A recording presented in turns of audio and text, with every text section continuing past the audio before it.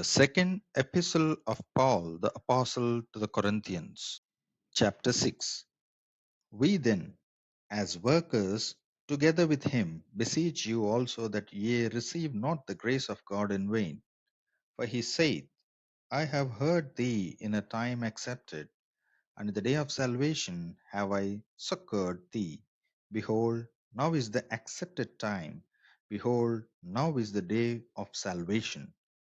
Giving no offense in anything, that the ministry be not blamed, but in all things approving ourselves as the ministers of God, in much patience, in afflictions, in necessities, in distresses, in stripes, in imprisonments, in tumults, in labors, in watchings, in fastings, by pureness, by knowledge, by long suffering, by kindness, by the Holy Ghost, by love unfeigned, by the word of truth, by the power of God, by the armor of righteousness on the right hand and on the left, by honor and dishonor, by evil report and good report, as deceivers and yet true, as unknown and yet well known, as dying and behold we live, as chastened and not killed, as sorrowful yet always rejoicing, as poor yet making many rich, as having nothing,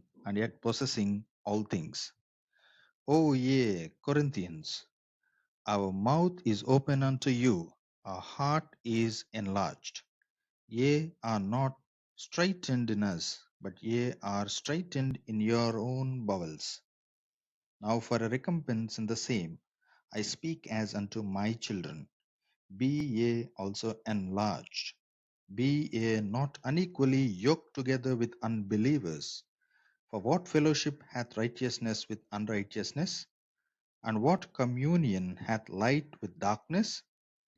And what concord hath Christ with Belial? Or what part hath he that believeth with an infidel?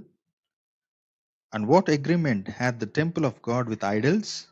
For ye are the temple of the living God, as God hath said, I will dwell in them, and walk in them, and I will be their God, and they shall be my people. Wherefore, come out from among them, and be ye separate, saith the Lord, and touch not the unclean thing, and I will receive you, and will be a father unto you, and ye shall be my sons and daughters, saith the Lord Almighty.